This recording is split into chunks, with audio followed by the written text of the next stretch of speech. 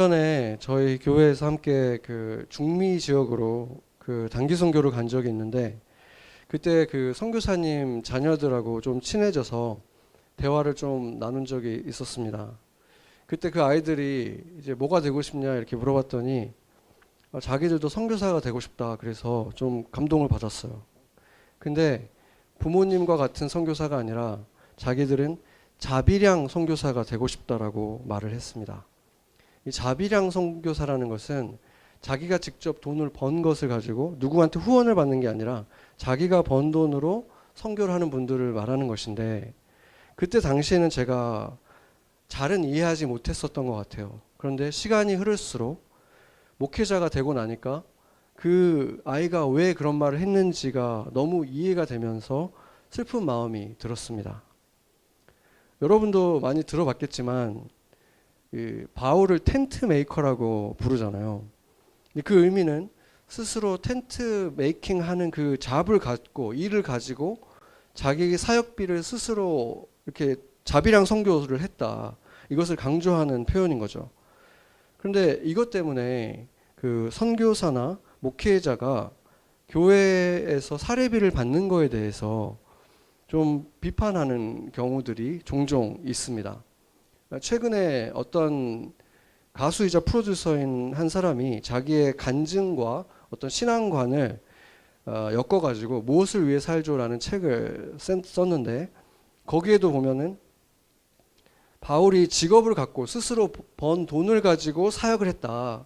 그렇기 때문에 자기도 지금 이런 작은 공동체를 지금 사람들을 어떤 강의 같은 데 모아가지고 일주일마다 한 번씩 만나고 있는데, 그렇게 자기처럼 복음을 전하는 것이 기성 그 교회 직업 목사가 있는 것보다 훨씬 더 성경적인 거다, 이렇게 주장을 했습니다.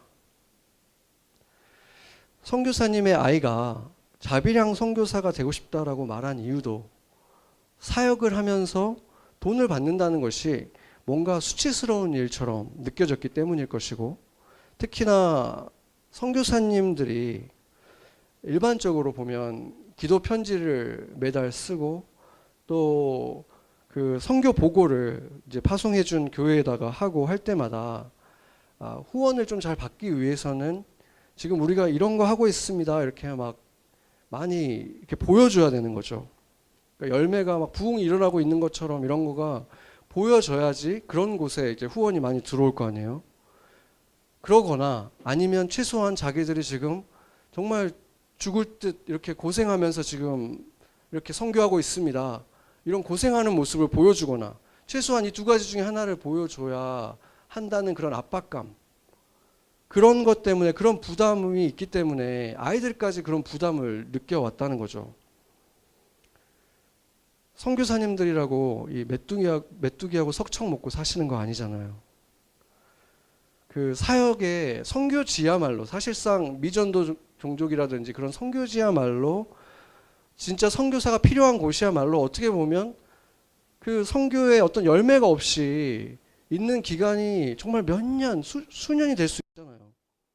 근데 그때에도 그들도 외식도 좀 할 수도 있고 여행도 갈 수 있고 또 자녀들도 좀 잘 교육시킬 수도 있고 좋은 옷도 좀 사 입히고 뭐 그런 거 떳떳하게 할 수 있어야 되는데, 그렇게 눈에 보이는 열매가 막 없다거나 아니면 반대로 엄청 고생하는 모습을 보여줘야만 후원을 받을 수 있는 그런 상황이 그 아이들에게 남아있기 때문에 그게 부담으로 남아있고, 그러니까 나는 선교는 좋은데 그런 거 눈치 안 보고 자유롭게 내가 번 돈 가지고 하고 싶습니다, 이런 얘기를 하는 거죠.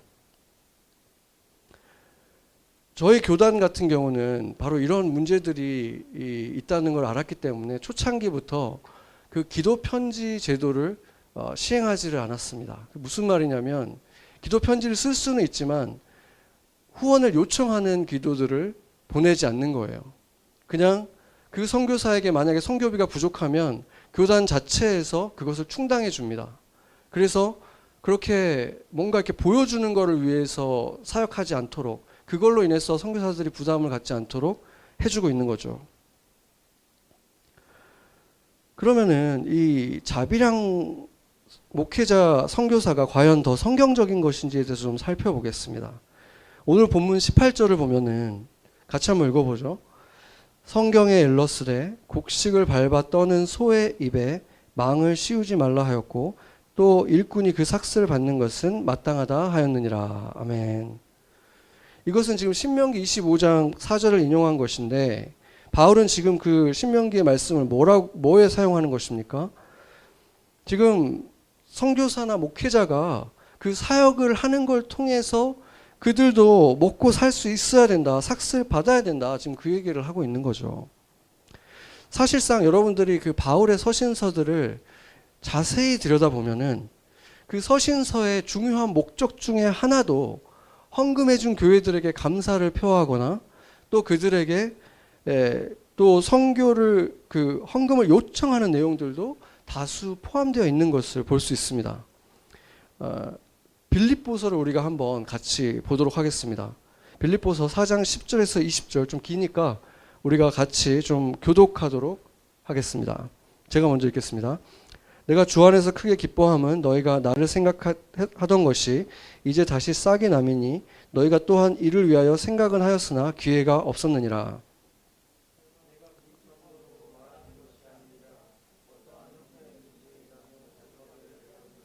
나는 비천에 처할 줄도 알고 풍부에 처할 줄도 알아. 모든 일 곧 배부름과 배고픔과 풍부와 궁핍에도 처할 줄 아는 일체의 비결을 배웠노라. 그러나 너희가 내 괴로움에 함께 참여하였으니 잘하였도다.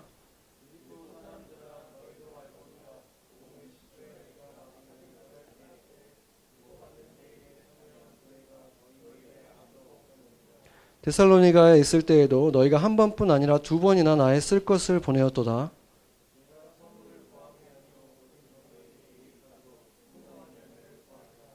내게는 모든 것이 있고 또 풍부한지라 에바브로디도 편에 너희가 준 것을 받음으로 내가 풍족하니 이는 받으실 만한 향기로운 제물이요 하나님을 기쁘시게 한 것이라.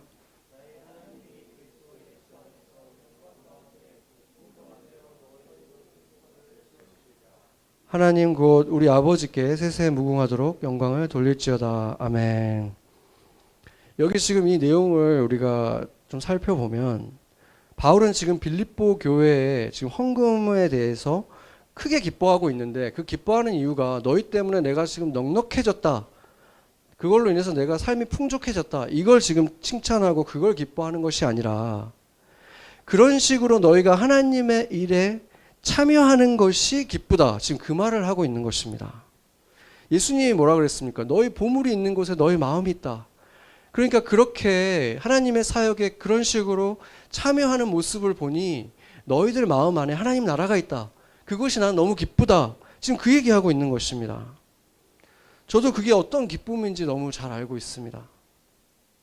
성도들이 하나님 일에 쓰라고 헌금하는 모습들을 볼 때 그걸로 인해서 우리 교회 재정이 이제 좀 넉넉해지겠구나. 그걸로 기쁜 적은 한 번도 없어요. 이 사람들이 마음이 하나님 나라에 있구나. 그걸 보니까 기쁜 거예요. 우리 사우스다코타 지금 2년째 못 가잖아요. 못 가면서 그곳에다가 우리가 이제 보내드린 것도 사실 그곳에 우리 마음이 있다는 것을 표현하는 것이고 그때 우리 작은 교회에서 모여드는 걸 보면서 제가 그 양보다도 그 마음들이 그 땅을 정말 사랑하고 있구나, 이 교회가. 그게 나는 너무 기쁜 거예요. 바울의 기쁨이 바로 이런 기쁨을 말하는 것입니다. 바울은 없으면 없는 대로, 있으면 있는 대로 어떤 상황에서도 능력 주시는 자 안에서, 능력 주시는 예수 그리스도 안에서 주님께서 정말 필요하면 채워주신다는 걸 알기 때문에 없으면 없는 대로 주님이 못하는 사역이 없다. 이걸 배웠다. 지금 그 얘기하는 거예요. 나는 그런 거에 연연하지 않는다. 나의 기쁨의 이유는 따로 있다. 지금 그 얘기하는 거죠. 그러면서 지금 17, 18, 19, 20절을 보면은 계속해서 이 빌립보 교회를 칭찬을 계속하고 축복을 하고 있잖아요. 그런데 여기에 보면 좀 놀라울 만한 얘기가 하나 있습니다. 18절에 보면 이 헌금이 하나님을 기쁘게 하는 것이고 하나님께 드려지는 향기로운 제물이다라고 선언을 한 거예요. 이게 그런데 왜 놀랍습니까? 16절에 보면은 그 돈으로 자기가 어디에 썼다라고 얘기합니까? 나의 쓸 것, 나의 생활비라고 얘기를 하고 있거든요. 내가 그거를 선교하는 데 썼기 때문에 하나님께 드려진 제물이라고 얘기한 게 아니라 나의 생활비로 썼지만 그게 하나님께 드려지는 향기로운 제물이다라고 지금 얘기를 하고 있는 거예요. 이게 어떠한 선언입니까? 이제 신약 시대가 되면 우리는 성전이 필요가 없어졌잖아요. 우리가 다 성전이고 우리가 드리는 예배가 제사를 드리는 것이 아니라 이것이 예배가 되고 이랬을 때 헌금의 주요 용도가 무엇인지에 대해서 지금 선언한 거예요. 교회의 여러 가지 사역에 쓰이겠지만 당연히 지난주에 본 것처럼 고아나 과부에게, 특별히 교회 안에 있는 고아와 과부에게 쓰여야 되고 또 사역자의 현실적인 생활비에 충당하는데도 쓰이는 것이 헌금의 올바른 용도다, 이렇게 지금 말하고 있는 것입니다. 여기서 우리가 눈여겨볼 것이 빌립보서 4장 16절인데 여기 보면은 그가 뭐라고 말하냐면 데살로니가에 내가 있을 때에도 너희가 한 번뿐이 아니라 두 번이나 나의 쓸 것을 보내줬다라고 얘기를 하잖아요. 그런데 이게 왜 눈에 띄는 거냐면 아까 그 가수분이나 다른 사람들이 그 사례비 받는 거에 대해서 공격하는 사람들이 사용하는 구절이 데살로니가전서 2장 9절이거든요. 여기 보면 형제들아 우리의 수고와 애쓴 것을 너희가 기억하려니 너희 아무에게도 폐를 끼치지 아니하려고 밤낮으로 일하면서 너희에게 하나님의 복음을 전하였노라. 아멘. 이걸 보면 내가 데살로니가에 있을 때 밤낮으로 일하면서 내가 벌어가지고 나는 복음을 전했다, 지금 이 얘기를 했잖아요. 그런데 이때 사실은 그것만 가지고 감당이 안 됐었다는 얘기를 하는 거죠. 그게 아니라 실제로는 빌립보 교회에서 도움을 받고 있었다, 이 얘기를 하는 거죠. 그런데도 그가 이렇게 살았던 이유는 2장 9절에도 그대로 보여주지만 아무에도 폐를 끼치지 않으려고 한 거다. 이제 빌립보에는 교회가 세워졌지만 데살로니가에는 아직 교회가 없었어요. 그러니까 교회가 없고 이제 막 개척을 하는 상황에서 그 아직 믿음도 없는 사람들에게서 헌금을 받는다고 하면 이 사람은 돈 벌려고 지금 교회 하는구나, 이렇게 생각할 수 있잖아요. 그런 오해를 받지 않기 위해서 지금 이렇게 한 것입니다. 그러니까 결론적으로 보면은 바울은 이런 특별한 상황에서 자신의 그 순수성을 증명하기 위해서 텐트 메이커로서 일과 복음을 같이 병행한 때가 있기는 했지만 지금 에베소 교회, 지금 우리가 보고 있는 에베소 교회를 비롯한 대부분의 교회를 섬길 때에는 교회에서 당연히 그 사례를 받았다는 것입니다. 고린도전서 9장 13절 14절 같이 한번 읽어보겠습니다. 성전에서 일하는 사람은 성전에서 나는 것을 먹고 제단을 맡아보는 사람은 제단 제물을 나누어 가진다는 것을 여러분은 알지 못합니까? 이와 같이 주님께서도 복음을 전하는 사람들에게는 복음을 전하는 일로 살아가라고 지시하셨습니다. 아멘. 아까 그 가수가 그 박진영이라는 분인데 이분이 그 내용을 보면은 굉장히 진솔한 간증도 좀 담겨 있기는 해요. 그런데 그분의 주장을 보면은 어떤 이단 교회와 굉장히 비슷한 주장을 하고 있기도 하고 좀 의아한 부분들이 좀 있어요. 그분 말로는 10년 동안 자기가 성경만 공부해서 얻은 결론이다라고 주장을 하지만 그가 쓰는 신학적인 용어들을 보면 어떤 교단이 쓰는 주장들하고 너무 흡사하거든요.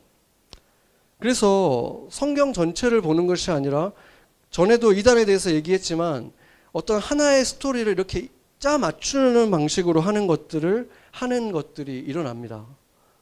그래서 염려스러운 부분들이 되게 많은데 그 중에서 가장 심각하게 느껴지는 부분은 그 자신만 진리를 알고 있다. 그래서 사실상 지금 활동하고 있는 대부분의 목사들은 그 진리를 모르는 다 가짜 목사들이고 그렇기 때문에 그 교회들에는 구원이 없다. 이런 교만한 주장을 하면서 자기가 모아서 성경을 가르치는 어떤 그런 공동체가 있는데 거기를 교회라고 부르더라고요. 그러면서 그 교회가 진짜 구원이 있는 참된 교회라고 주장을 하는 거죠. 그런 걸 볼 때 목사로서 자존심 상하는 정도가 아니라 굉장히 마음이 아프죠. 목사가 없는 교회가 있을 수 있나? 그런 생각을 하는 거예요. 그런데 어쩌다가 그렇게 됐을까를 생각을 해보니까 교회, 우리 기성 교회에 잘못들도 없지 않은 거예요. 목사라는 존재가 성도들의 이름도 모르고 어떤 사람인지 전혀 몰라도 그냥 말씀만 잘 전하면, 설교만 잘하면 괜찮은 시대였잖아요. 꽤 오랫동안. 한 번도 직접 개인적으로 대화해보지도 않았지만 사랑한다고 말할 수 있고 나의 성도라고 말하고 이런 교회 문화가 중심이 되어 있었잖아요. 그러다 보니까 자기도 성경 잘 가르치고 나도 성경 공부 열심히 하고 잘 가르치니까 내가 더 자격 있지. 이렇게 생각하는 사람들이 이렇게 나오는데도 우리가 할 말이 없어지는 거예요.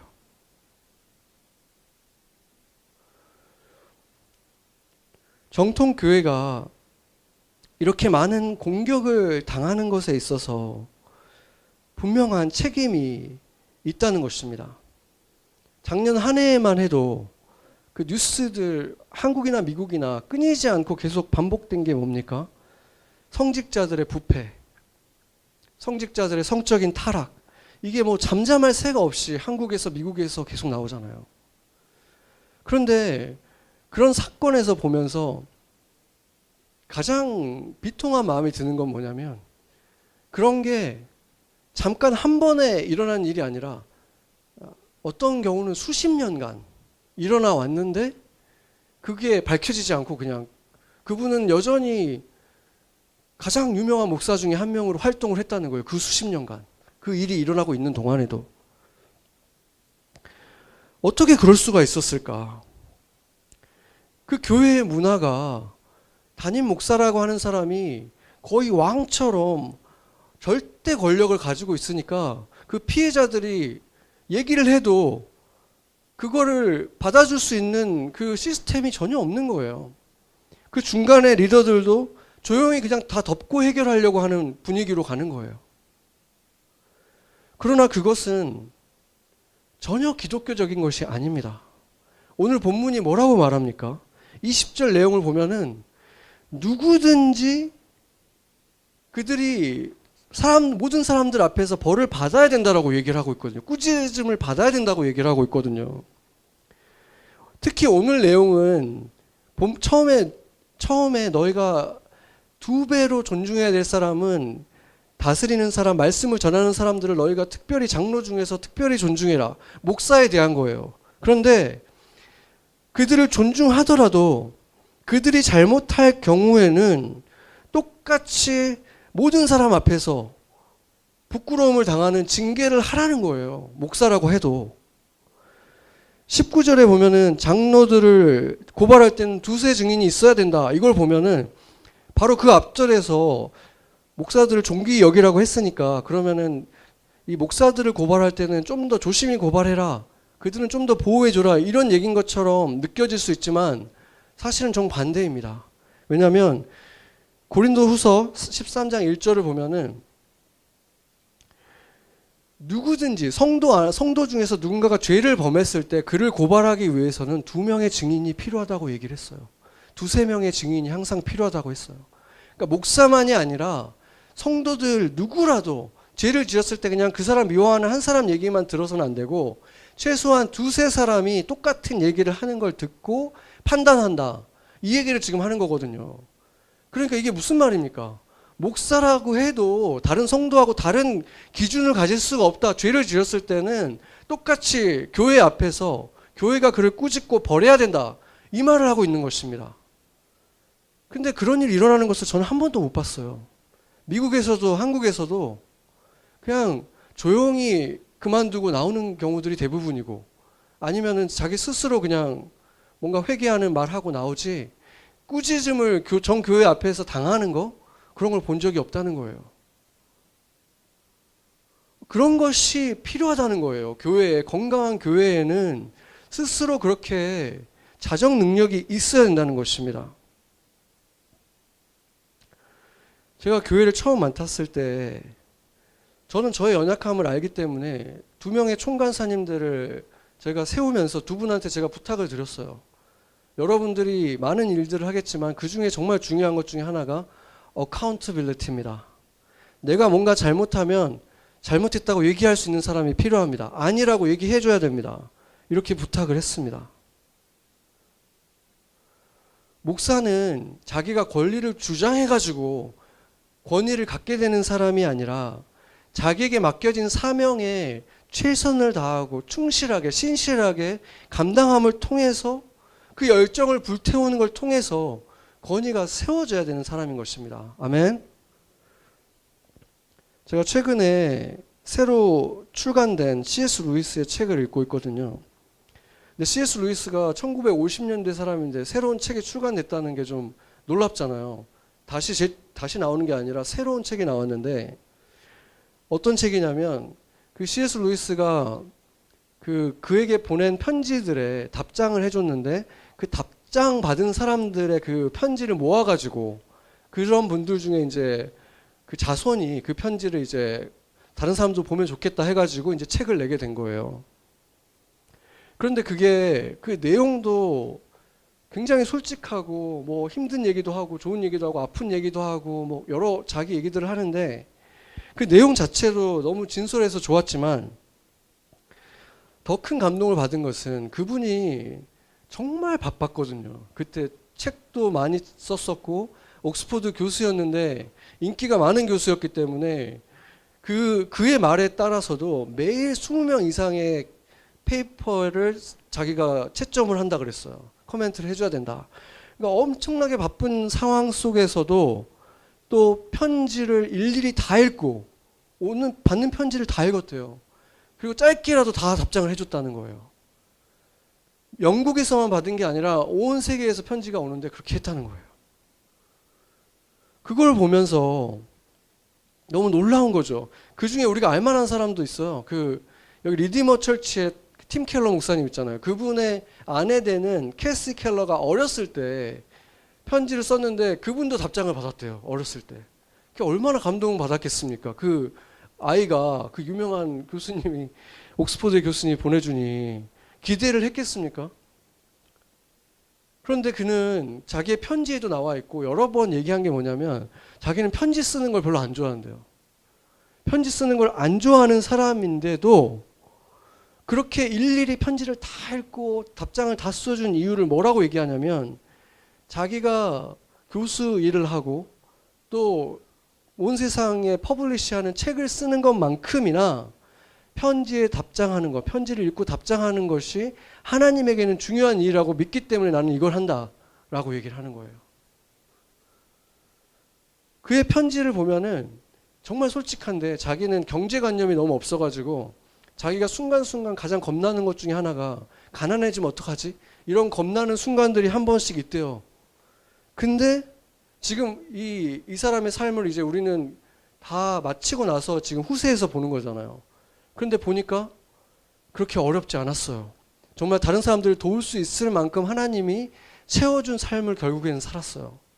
그러니까 항상 걱정했던 것이 아니라 순간순간 그런 걱정을 했다는 거죠. 이게 무엇을 말해줍니까?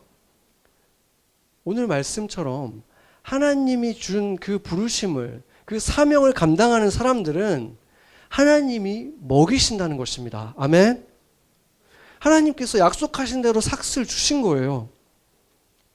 지난주에 제가 소개했던 그 위핑 교수님도 마찬가지죠. 제가 그분한테 처음 이메일을 보냈을 때는 제가 그분 수업을 아직 한 번도 안 들었을 때였어요. 제가 누군지도 모를 때죠. 제가 이 학교의 학생인데 이게 너무 궁금해서 그렇습니다 하고 제가 짧게 당연히 이제 한 1-2주 걸리겠지 하고 이메일을 보냈는데 거의 하루도 안 돼서 장문의 답장을 받았어요. 그분한테. 제가 그때도 놀랐지만 곱씹어 보면 볼수록 놀란 거예요. 그렇게 바쁜 분인데 나를 알지도 못하는데 어떻게 이렇게 정성스럽게 진심을 담은 편지를 써줄 수 있었을까? 그분도 마찬가지인 거예요. 자신의 부르심이라고 생각하니까 이것이 하나님의 일이라고 생각하니까 하나님의 부르심을 받은 사람은 바른 사람답게 지금 나에게 맡겨진 일이 사소한 일이라도 최선을 다해서 진심을 다해서 감당하는 사람들, 그 열정이 있는 것입니다. 그래서 이런 사람들의 삶은 어떻습니까? 여러분이 들어도 울림이 있잖아요. 충격적이잖아요. 어떻게 그럴 수 있을까? 감동을 주는 거예요. 특별한 거예요.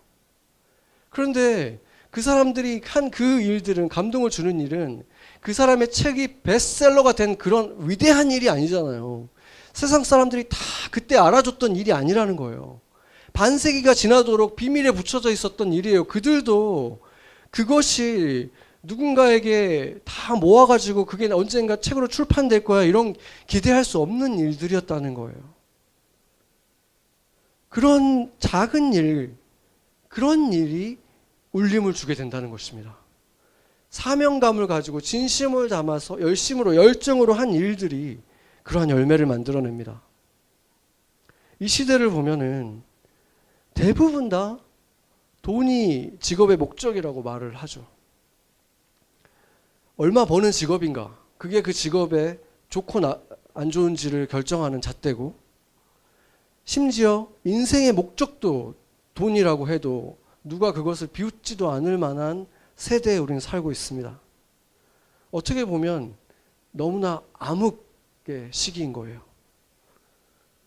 그런데 이런 시대에 지금 우리에게 맡겨진, 오늘 나에게 맡겨진 작은 일을 그렇게 부르심이라고 생각하고 성실하게, 신실하게 감당하는 사람들, 그런 사람들이 나타난다면 그것이 바로 이 어둠에, 그 어둠을 물리치는 밝은 빛이 되지 않겠습니까? 전에 제가 한번 얘기한 적이 있는데, 그 미국 린든 존슨 그 대통령이 그 미 항공우주국 나사에 방문했을 때 거기에 일하고 있는 사람 중에서 가장 행복해 보이는 한 사람을 발견을 했죠. 다 중요한 일 하고 있는 사람들이잖아요. 근데 가장 행복해 보이는 사람이 누구였냐면, 로비 바닥을 닦고 있는 청소부 한 분이 막 흥얼거리면서 콧노래를 부르면서 막 하고 있는 거예요. 그런데 그분한테 이제 가서 그 존슨 대통령이, 당신은 내가 지금까지 본 그 어떤 분보다도 훌륭한 그 청소부입니다, 이렇게 얘기를 했더니 그분이 이렇게 얘기를 하는 거예요. 저는 그냥 청소부가 아니라 인간을 달에 보내는 일을 하고 있습니다, 이렇게 얘기를 하는 거예요. 이분은 자기가 하는 일이 어디에 닿아 있는지를 보는 사람이라는 거예요. 하나님의 사람들은 내가 지금 구체적으로 하는 일이, 이 일이 아주 작아 보여도 이게 바로 하나님의 일이다라는 걸 볼 수 있는 눈을 가진 사람들인 것입니다. 아멘. 그런데 너무나 다른 또 한 분의 청소부 이야기를 제가 최근에 들었습니다. 한 교수님이 교통사고로 허리를 다쳐가지고 이제 병원에 입원을 하신 거예요. 그런데 이제 그 청소부 복장을 한 분이 와가지고 이제 병실마다 다니면서 쓰레기를 이렇게 비우는 거죠. 그런데 그 쓰레기통 옆에 이 쓰레기가 하나 떨어져 있었는데 자기가 줍고 싶었는데 허리가 아파가지고 줍지를 못한 거예요. 그래서 마침 그분이 왔길래 저기 죄송한데 이것 좀 주워줄 수 있냐고 그랬더니 그분이 퉁명스럽게 저는 휴지통 비우는 사람이지 청소부 아닙니다 하면서 문 닫고 나가버렸다는 거예요. 그분을 뭐 욕할 수는 없잖아요. 그분 일이 아니라는데 뭐라고 하겠어요. 자기 일은 자기가 정해진 일, 자기가 돈 받고 하는 일, 그거 딱 하는 거죠. 그러나 사실 병원에서 일하는 자신이 결국에는 내가 하는 그 일은 환자를 돌보는 일이다, 누군가를 살릴 수 있는 그런 일을 나는 하고 있다 라고 생각할 수도 있는 거잖아요. 그게 어디까지 닿는 건지 볼 수도 있는 거잖아요. 근데 이분은 그것을 보지 못한 것입니다. 여러분의 직업이 무엇이든지 간에 돈을 벌기 위해서가 아니라 나는 지금 여기에 하나님이 부르셨구나, 이 일이 무엇이든지 간에 내가 여기서 지금 할 수 있는 것을 사명감을 갖고 하나님을 위해서 하듯이 해야 되겠다, 이렇게 살아가면 하나님은 그 일을 통해서 단지 돈을 버는 사람이 아니라 그의 삶이 채워지는 축복을 허락하실 것입니다. 아멘. 그리고 바로 그런 여러분을 통해서 빛나는 그리스도 때문에 바로 그곳에도 하나님 나라가 임하는 것입니다. 아멘. 오늘 본문은 제가 특별히 제 자신을 좀 돌아볼 수밖에 없어요. 가장 직접적으로는 목사에 대해서 얘기하고 있는 거거든요. 솔직히 제가 이 사역을 하면서 담임 목사라는 타이틀이 굉장히 무겁게 느껴지고 가슴이 답답하게 느껴질 때가 있어요. 언제 그러냐면 이런 소리들이 저한테 막 들려올 때예요. 내가 교회를 잘 운영하고 있나? 내가 성도들 관리 잘하고 있나? 다른 교회들은 어떻게 하고 있지? 이런 생각이 들면 막 무겁게 느껴지고 작아지고 막 답답해져요. 그런데 그런 질문이 아니라 나는 참된 목자가 되어가고 있나? 맡겨주신 예수님의 사랑하는 자녀들, 양들, 나도 점점 더 사랑하고 있나? 그들의 그 영적 성장에 대해서 누구보다도 깊은 관심을 가지고 있나? 언제라도 그들이 나를 찾으면 나는 정말 기쁨으로 그들을 만나고 대화하고 얘기를 듣고 할 준비가 되어 있나?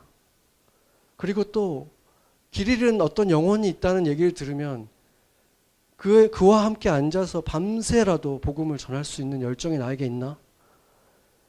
이런 질문을 생각하면 가슴이 뜨거워집니다. 제 대답은 당연하죠. 이기 때문입니다.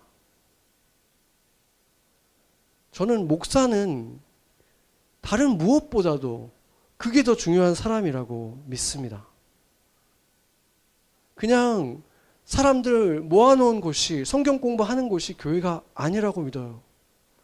설교 잘하면 좋지만 그 설교를 할 때 그걸 준비하면서 어떤 마음으로 준비했고 누가 그 가슴 속에 담겨 있었고 일주일 동안 살아가면서 혼자 살아갔는지 아니면 내 가슴 안에 담고 한 걸음 한 걸음 같이 걸었던 이 사람들이 있는지, 이것이 목자와 아닌 사람을 구별하는 거라고 저는 믿습니다. 바로 그러한 모습을 보지 못했다면 아까 그 가수 같은 사람이 비판할 때 할 말이 없어지는 거예요. 그러나 저는 틀렸다라고 얘기할 수 있다는 것을 저 스스로를 보면서 부족하지만 최소한 나는 참 목자가 되어가고 있는 사람이다 라고 말할 수 있었습니다. 사람은 속일 수 있지만 하나님은 다 보고 계십니다.